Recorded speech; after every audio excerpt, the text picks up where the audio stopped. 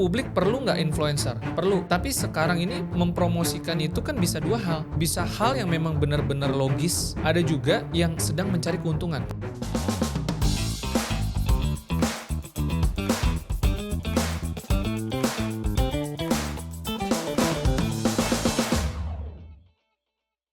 Hai sahabat Bangun Indonesia, selamat datang di podcast Bangun Indonesia bareng aku Amelia Marda dan juga Bapak Franciscus. Kali ini kita akan ngobrol-ngobrol santai dan aku pengen sedikit ngobrol tentang yang lagi rame banget. Akhir-akhir ini kan banyak banget berita di explore aku, Instagram, TikTok, apapun itu soal kripto ataupun Bitcoin yang memang naik turun nih Pak. Ya kan, apakah Bitcoin ini menguntungkan, apakah rugi, apakah jadinya judi nih. Wah ini yang lagi heboh banget kan. Tapi aku lagi nonton salah satu podcast yang emang nama podcastnya ya Kasih Solusi lah ya. Dan bintang tamunya pada saat itu Prof. Gema. Jadi di menit 24 itu Prof. Gema tuh agak nyentil sedikit tentang wah banyak banget nih orang-orang kaya yang emang flexing gitu kan, mamerin jam yang bermiliar-miliar harganya, mobil mewah, kehidupan yang memang wah rich banget lah. Ujung-ujungnya ya buka kelas, istilahnya gitu. Itu gimana nih tanggapannya nih Pak? Ya teman-teman, saya juga nonton lengkap ya, itu jadi menarik dan saya pribadi mengikuti sepak terjangnya Prof. Gema ya sebagai salah satu sosok yang menurut saya cukup positif. Beliau adalah seorang edukator tulen menurut saya, bertanggung jawab ya, karakter juga positif. Dan di video itu betul di menit 24 kita bicara tentang flexing ya. Dan kita juga sebenarnya pernah bahas juga kan di podcast kita yang sebelumnya. Iya. Bahwa ketika kita sedang mencari inspirasi, bolehlah awalnya mungkin kita terinspirasi atas dasar flexing itu mungkin boleh aja, tapi nggak boleh terlalu dalam ya. Maksudnya gini, kalau sampai kemudian dari apa yang kita dapatkan inspirasi itu benar-benar kemudian kita masuk ke dalam komunitasnya hanya sebatas karena flexing, menurut saya resiko sih. Karena gini, strategi flexing ini sebenarnya bukan hal baru ya, tapi udah dipakai cukup lama. Bahkan mungkin bisa dibilang dari zaman skema jaringan yang waktu zaman-zaman dulu masih tren lah di mana-mana, gitu ya. Ya orang dengan mobil mewahnya, bahkan ada yang sampai pesawat jet pribadi dan sebagainya gitu ya. Lalu dari situ akhirnya mulai panen suara lah kasarnya gitu, ya kan. Memperbesar dia punya pengaruh dengan cara flexing dan tentunya mendapatkan tujuan dari sana gitu. Oke. Nah makanya saya setuju banget ke Prof. Gema, harusnya kita lebih kritis dan kita bukan ngelihat gaya flexingnya. Tapi kita ngelihat materinya, kita ngelihat kontennya. Nggak peduli dia mungkin, katakanlah gini, seseorang itu bisa saja baru memulai karirnya. Misalkan, entah itu di saham, entah itu mungkin kripto atau apapun lah, kita bicara investasi ya.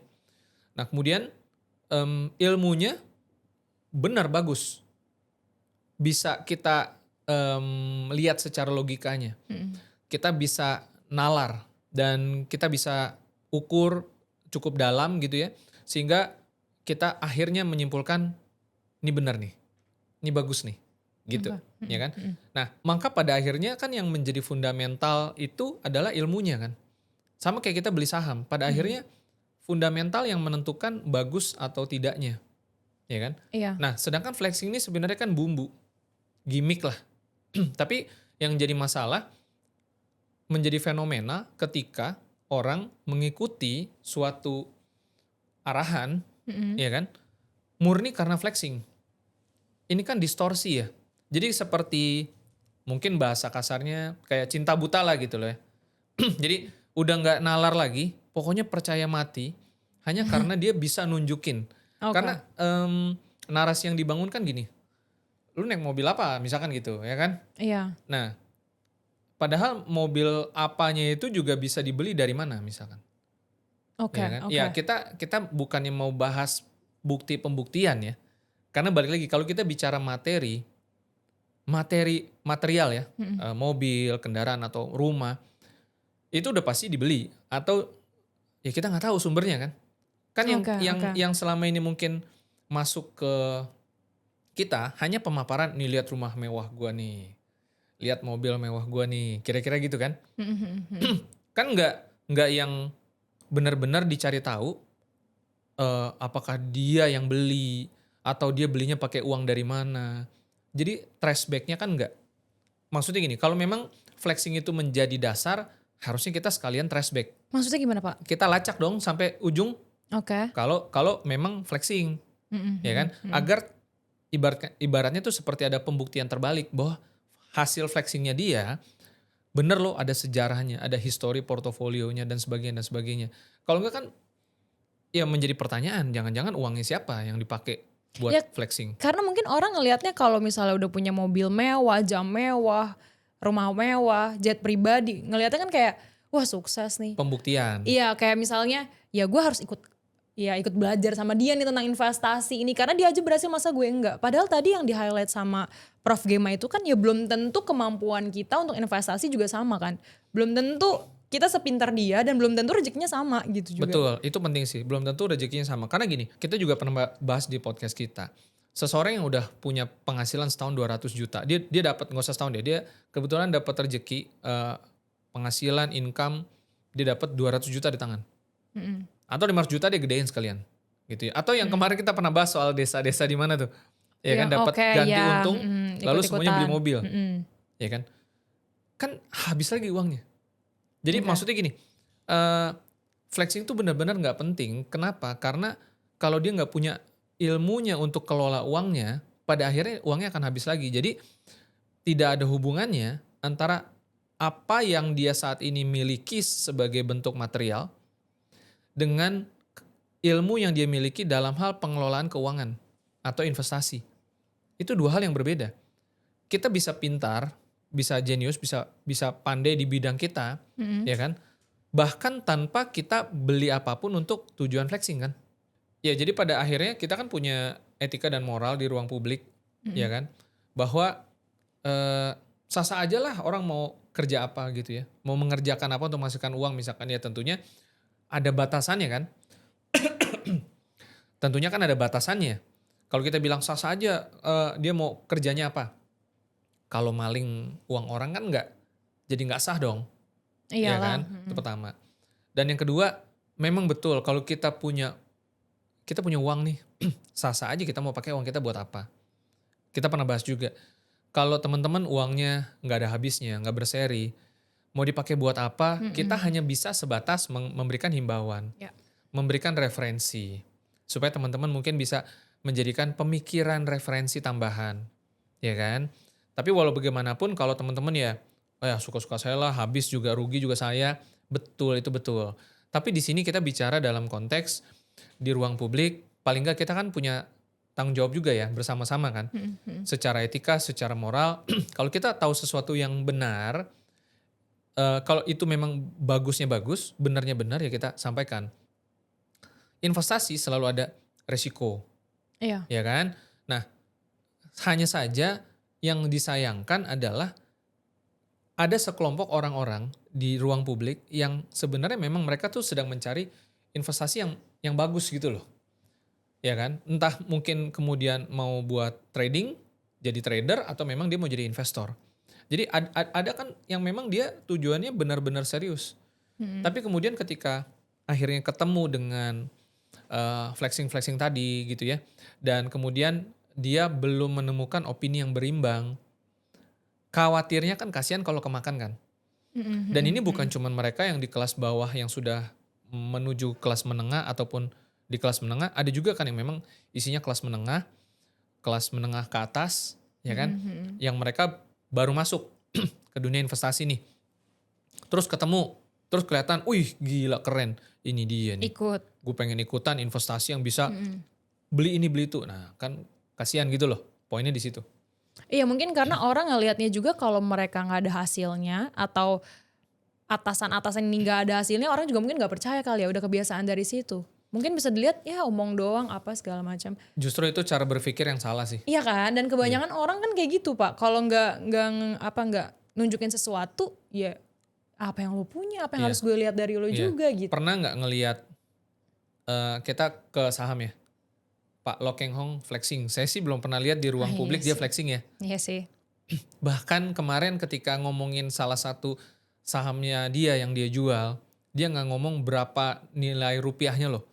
Dia ngomongnya berapa kuantiti jumlah saham yang dia jual, jumlah sahamnya yang dia Oke, jual. oke. Begitu loh profilnya, Iya sih, iya sih. ya kan? Karena ujung-ujungnya gini, ketika kita bicara investasi, itu bicaranya kan rasional kan, rasionalitas. Flexing kan ngejar emosi, ya kan? Untuk kita bisa memahami apa itu reksadana, apa itu obligasi, apa itu saham, apa itu CSI, itu yang digunakan bukan emosi, itu rasionalitas, itu logika, ya kan? Kita nggak perlu eh, ngejar ke siapapun untuk saya perlu lihat pembuktian dari satu orang aja yang bisa kaya dari saham. Nggak perlu, kenapa? Ini kita kalau ngomongin saham nih ya. Kalau kita beli suatu saham A, beli di harga 1.000, kemudian kita tunggu dia bergerak ke harga 5.000. Kalau kita punya banyak lembar sahamnya, kita jual lagi. Itu udah jelas hitung-hitungannya. Ya mungkin kalau misalkan ada biaya, pajak dan sebagainya, ya berapa sih gitu. Ya kan? Jadi secara matematika bisa dihitung. Secara legal kita udah bisa paham legalitas suatu instrumen investasi. Jadi tidak perlu sosok yang membuktikan bahwa dengan kita beli saham lalu jual pada saat posisinya sudah gain, itu bisa membuat kita jadi kaya atau bisa ngelipat uang kita. Nggak perlu sosok, Oke, oke.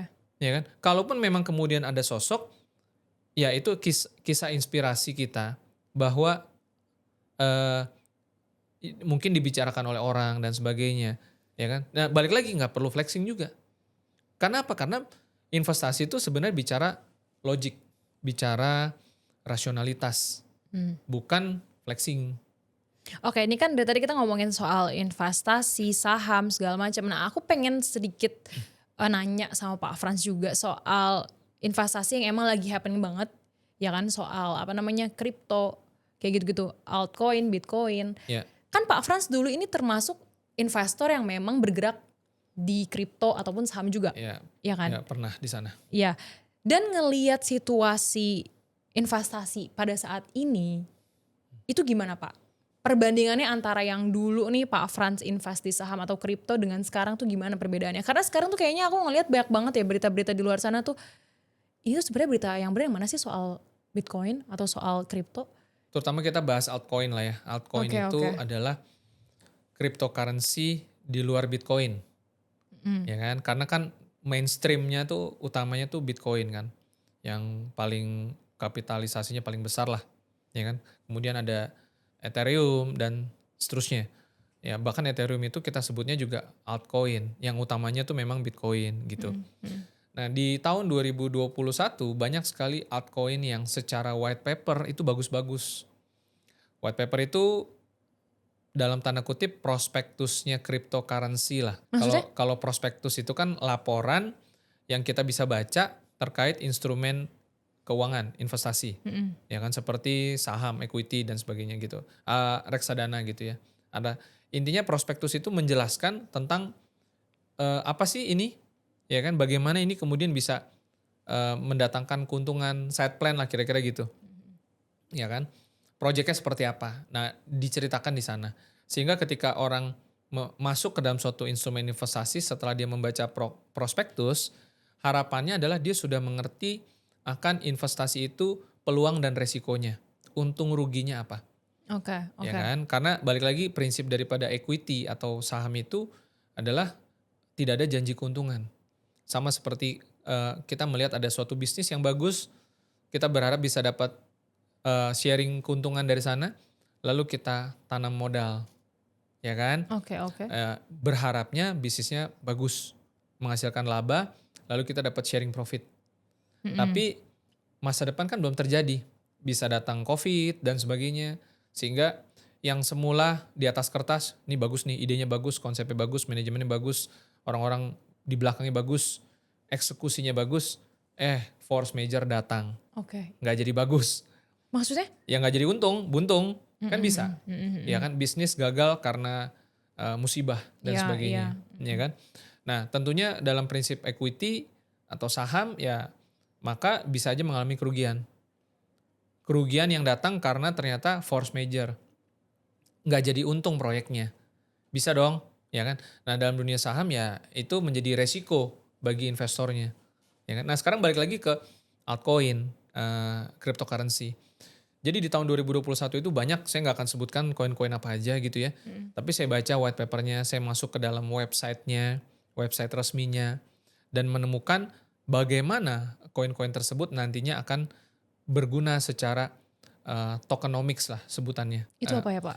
Nilai ekonomi dari koin itulah.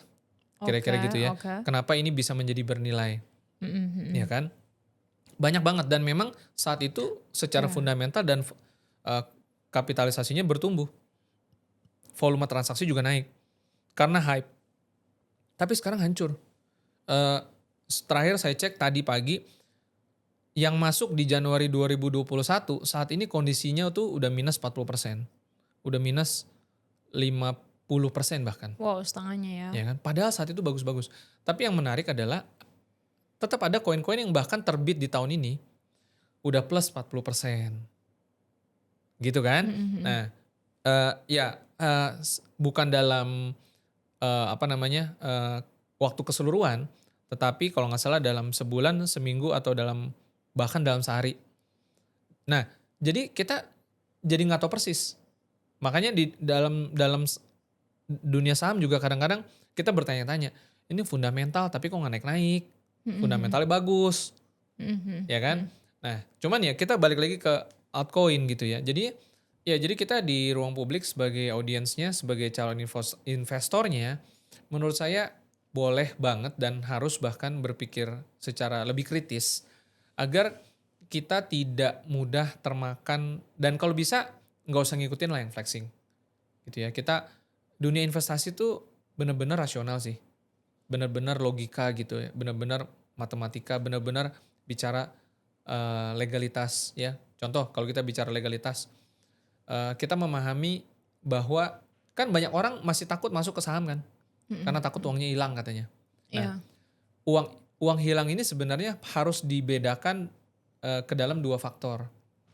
Hilang karena volatilitas itu mungkin saja terjadi, Mm-mm. tapi sebenarnya gini, ketika dia belum benar-benar cairkan uangnya, dia mungkin nilainya turun, Mm-mm. tapi dia nggak cut loss, dia hanya floating loss lah, belum Oke. benar-benar loss, belum terrealisasi kan. Tapi justru ketika dia cut loss karena dia takut, maka dia mencairkan uangnya dan akhirnya kena likuidasi di situ. Habis uangnya, ya kan? Nah, tapi beda lagi sama altcoin, begitu banyak yang rungkat kan. Benar-benar ambiar semua. Hilang sehilang-hilangnya. Jadi delisting, ya kan? Oke, oke. Nah, jadi eh ya poinnya balik lagi, kita ini harus tahu resikonya apa. Siap nggak? Ya kan? Nah, kalau ada yang takut, saya takut uang saya hilang. Hilang karena apa dulu nih? Dia harus bisa jelaskan ketakutan dia uang hilang tuh apa. Karena sebagian lagi ketika ditanya kenapa ditakut uang hilang, takut ditipu orang, Oke. ya kan? Nah, penipu-penipu ini banyak kan di ruang publik. Maksudnya ya isi sendirilah gitu ya. Maksudnya gini, justru makanya kita sama-sama perlu ngejagain kan. Karena ruang investasi ini sebenarnya punya efek yang panjang. Kalau kita bicara saham, eh, saham yang fundamental bagus, perusahaan bagus, berarti perusahaan di situ ada yang kerja. Lalu ada efek domino ekonomi. Ketika perusahaan ini bertumbuh, berkembang, pasti akan menjalar ke sektor-sektor lain.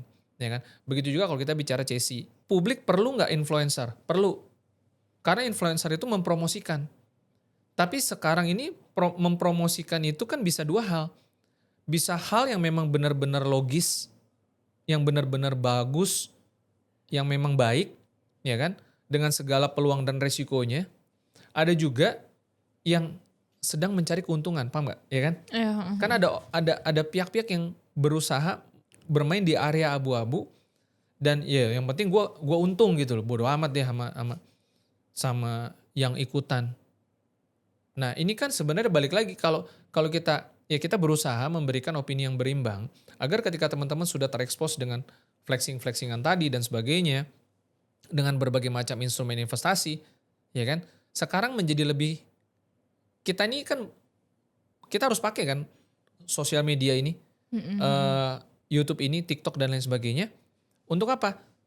Ya kalau memang kita punya sesuatu yang bernilai, yang bagus, kita perlu sampaikan. Apalagi kalau itu bisa memberikan efek domino yang positif, ya kan? Dan tentu saja semua berhak cari cari keuntungan, tapi cari keuntungan itu bagaimana dulu kan gitu loh. Tapi Pak, aku tuh agak sedikit bingung ya. Aku kan gak terlalu ngikutin soal altcoin atau Ya. ETH segala macam. Sebenarnya value dari koin itu kita bisa ngukur dari mana sih Pak? Kalau misalnya kita mau beli nih, contohnya mau beli ETH segala macam. Tahu koin itu bagus, itu dari mana? Sebenarnya ketika di awal, secara mudahnya, apabila sesuatu makin lama makin banyak digunakan, maka nilai ekonominya semakin naik. Oh, balik lagi ke hype. Kayak gitu Eh, atau gimana? Kalau hype Ngikutin. itu kan momen dimana ketika orang benar-benar kayak FOMO lah, Mm-mm, ya kan? mm-mm. Oh ini pasti bagus, pasti bagus. Jadi Ya. kalau kita bicara teknologi, adaptasi teknologi itu mencapai level kematangannya itu memerlukan waktu. Biasanya rentang waktu 20 tahun sampai 30 tahun. Contoh internet, contoh handphone dan sebagainya, ya kan? Mm-mm. Blockchain juga nih, blockchain itu teknologi baru. Tahun berapa saya agak lupa gitu ya. Dan ketika pertama kali blockchain muncul, hype-nya itu masuknya ke cryptocurrency-nya, bukan ke penerapan adaptasi teknologi blockchain itu sendiri. Kita pernah bahas Mm-mm. cryptocurrency itu lahir dari blockchain. Tulang punggungnya adalah blockchain, ya kan? Mm-mm. Tapi popularitasnya cryptocurrency-nya dulu. Kita sebutnya mata uang digital lah, ya kan? Nah disitulah orang spekulasi, disitulah orang gambling. Ketika Bitcoin naik daun, ya kan?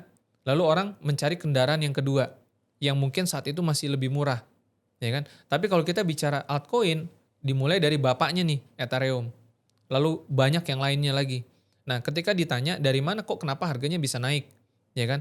Prinsipnya selalu sama. Jadi setiap koin token itu pada dasarnya punya fungsi masing-masing, fungsi governance dan lain sebagainya gitu ya. Yang secara prinsip gini, ketika di makin lama makin digunakan, maksudnya kan koin token itu kan ada jumlahnya. Ada token koin yang dijumlahkan terbatas seperti Bitcoin Mm. dengan harapan seperti emas yang jumlahnya terbatas. Ada juga yang memang jumlahnya unlimited itu ada. Jadi tergantung kebutuhannya apa fungsinya. Nah, secara prinsip ketika jumlahnya semakin banyak yang dipakai koinnya, ya kan? Sesuai dengan fungsinya tadi, Mm-mm. maka nilainya lama-lama makin banyak, makin tinggi lah Mm-mm. secara ekonominya, Iya. ya kan? Oke. Nah, tapi yang terjadi kan sebaliknya. Sebelum penggunaannya mencapai level kematangannya, ya kan? Hype-nya udah keburu masuk. Jadi orang keburu beli, Oke. beli kan berarti kan ekonomi naik dong. Mm-mm. Secara harganya aja naik karena beli tadi. Tetapi kematangan adaptasinya tuh belum nyampe. Jadi kan keburu turun. Jadi nggak ketemu grafiknya Mm-mm. antara level kematangan adaptasi Oke. sama hype nilai harganya. Itu nggak ketemu. Gitu. Makanya akhirnya dia turun lagi. Spekulasinya gagal. Karena kan gini, kenapa orang di awal tuh hype beli? Karena dia pikir kalau dia beli sekarang mumpung harga masih murah, suatu hari nanti harganya akan naik karena kematangan adaptasi. Level kematangan penggunaan. Oke. Kan itu, ya kan? Nah, dengan harapan ketika matang dipakai harga makin tinggi kan? Karena apa? Karena ketika orang pada akhirnya kebutuhannya sampai ke sana, sampai dengan kebutuhannya, ya contoh gampang misalnya gini. Kalau suatu barang pada akhirnya menemukan nilai kebutuhannya di masyarakat, orang pada beli dong, karena Mm-mm. merasa butuh kan. Iya. Mm. Nah, karena makin lama makin banyak yang butuh, maka makin banyak yang beli, makin banyak yang pakai, kan gitu ya. Nah, otomatis maka harganya juga bisa ikut terdorong naik, apalagi kalau jumlahnya terbatas, Oke. ya Oke. kan? Kalau jumlahnya tidak terbatas, mungkin nilainya nggak seberapa naik. Tapi kalau jumlahnya terbatas dan orang makin lama makin butuh pakai itu, maka harganya makin lama makin naik, kan gitu ya. Nah, prinsip itu sama. Jadi orang yang hype di awal karena berpikir ide ini keren, konsep ini bagus. orang behind the gun-nya juga keren-keren. Yang punya real project semua di level tingkat dunia. Wah ini pasti adaptasi luar biasa. Spekulasi dong. Dia masuk kan. Wah beli. Wah ini nanti bakal rame. Apalagi dibakar sama influencer. Ini bakal masa depan. Deng deng deng deng deng. Ya kan. Level kematangan adaptasinya belum nyampe sebenarnya. Baru sifatnya spekulasi. Nanti bakal dipakai. Nanti bakal luar biasa. Jadi orang keburu beli kan. Nyetok barang. Karena dikiranya hari nanti dia harganya akan terus naik. Padahal kan dua garis grafik itu kan berbeda. Satu adaptasi penggunaannya, use case-nya. Satu lagi dengan spekulasi harganya. Idealnya harga akan naik seiring waktu ketika penggunaannya semakin masif. Logika sederhananya gitu. Ya kan? Tapi digenjot di awal karena spekulasi. Karena FOMO tadi. Karena nggak mau ketinggalan.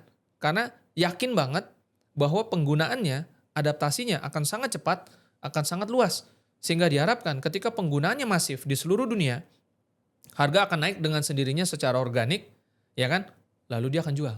Oke, ini berarti yang Pak Frans bilang ini termasuk yang altcoin tadi, yang sekarang tuh koin-koin sekarang tadi yang emang dapat keuntungan 50%, yang berbeda sama dulu.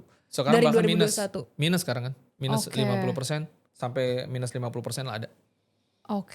Bahkan ada yang salah satu koin saya nggak sebut lagi ya namanya, dia itu posisi harga terendah sepanjang waktu itu belum lama ini. Maksudnya gimana Pak? Jadi kan ada yang namanya all time high atau mungkin all time low mungkin lah ya. Harga tertinggi sepanjang waktu, harga terendah sepanjang waktu. Biasanya di awal dia kan rendah tuh.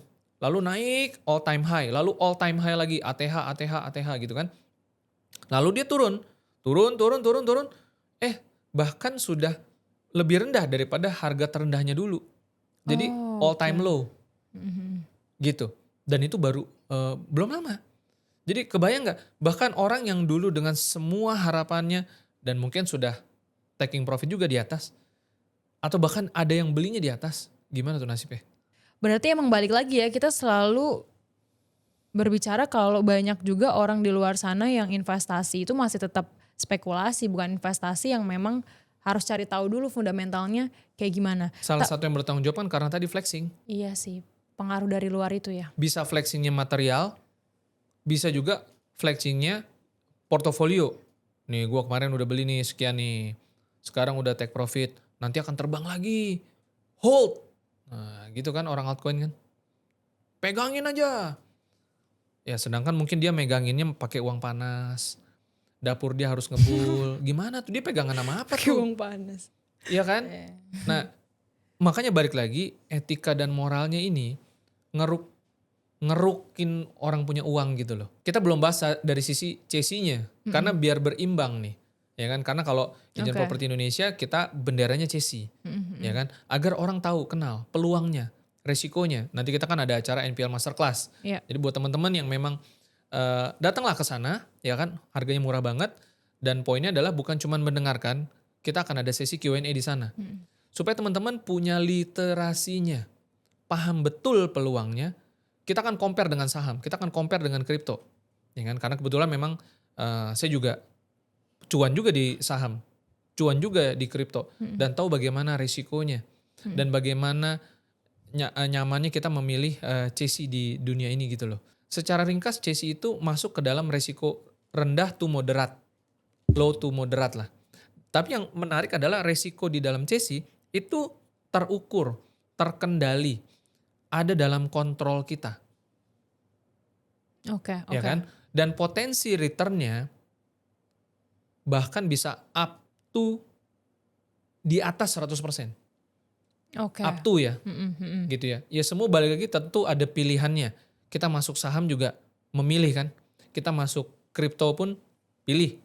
Gitu. Tapi yang jelas kita jauh lebih aman daripada resiko yang kita bisa dapatkan di instrumen lain. Seperti apa nanti dibahas di sana. Oke. Ini kan mungkin perbedaannya jauh banget ketika kita udah ngomongin investasi saham ataupun kripto dan masuk ke investasi CC yang memang itu low risk tapi high return juga ya. Kalau misalnya teman-teman emang mau tahu kenapa bisa low risk? Karena kan banyak banget yang skeptis tentang, Pak emang iya low risk dari mana gitu. Dengan keuntungan yang memang 3 bulan bisa dapat 20%, bahkan tadi Pak Frans bilang 100%. Ya, bahkan bisa lebih. Nah, Potensi ada. Ini kan kita bicara potensi ya. Kan saham juga gitu. iya ya. Kripto juga begitu, ya kan? Tapi yang paling penting adalah kita memahami bahwa ini semua tuh logika kok. Ini semua rasional, ya kan? Dan yang terpenting buat teman-teman sekali lagi, audiensnya kita siapa sih?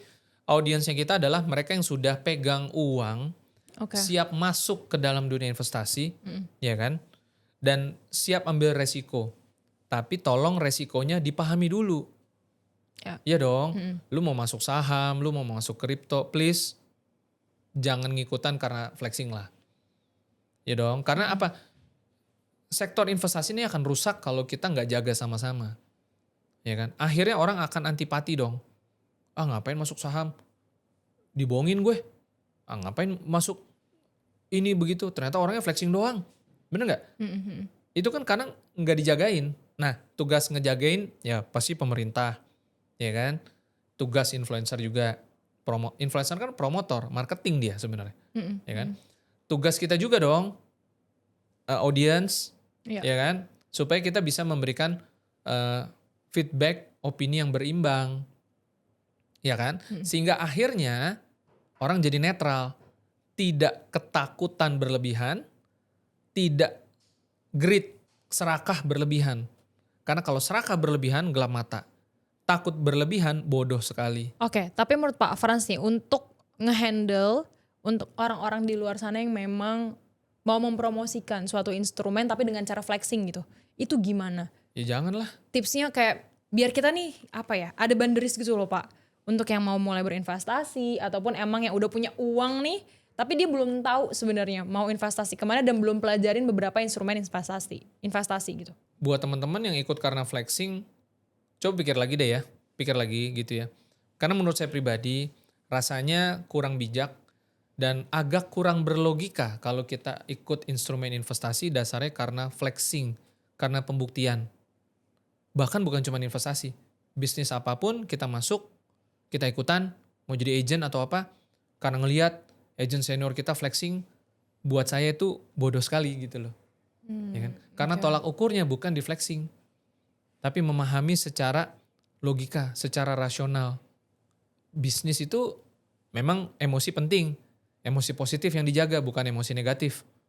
Ya kan? Dan yang lebih penting ya kita harus rasional. Itu untuk kalimat closing yang sangat bagus. Jadi kalau misalnya kita mau investasi harus rasional, gak boleh ikut-ikutan yang flexing, turun dari helikopter, punya jam mewah. Oke. Kalau kayak gitu teman-teman, aku juga mau sedikit info juga, ya kan. Tadi Pak Frans udah spill juga. Ini nggak tahu ya tayang kapan, cuman kita akan ada NPL tanggal 24 Januari. Jadi tiketnya juga udah murah banget. Teman-teman investor ataupun para marketing yang mau join bisa banget ikutan, daftar langsung, geser aja ke sosial medianya Prop2Go. Dan juga kalau misalnya mau cari tahu dulu tentang investasi yang lagi kita promo sekarang itu kayak gimana, bisa banget nonton YouTube-nya karena kita udah banyak banget mengedukasi. Terutama Pak Frans udah banyak ngasih info nih ya, sampai berbusa. Kalau gitu teman-teman atau sahabat Bangun Indonesia, untuk episode kali ini cukup sampai di sini dulu. Pokoknya nonton terus dan jangan lupa untuk nyalain lonceng notifikasinya ya. Pokoknya see you guys there. Bye.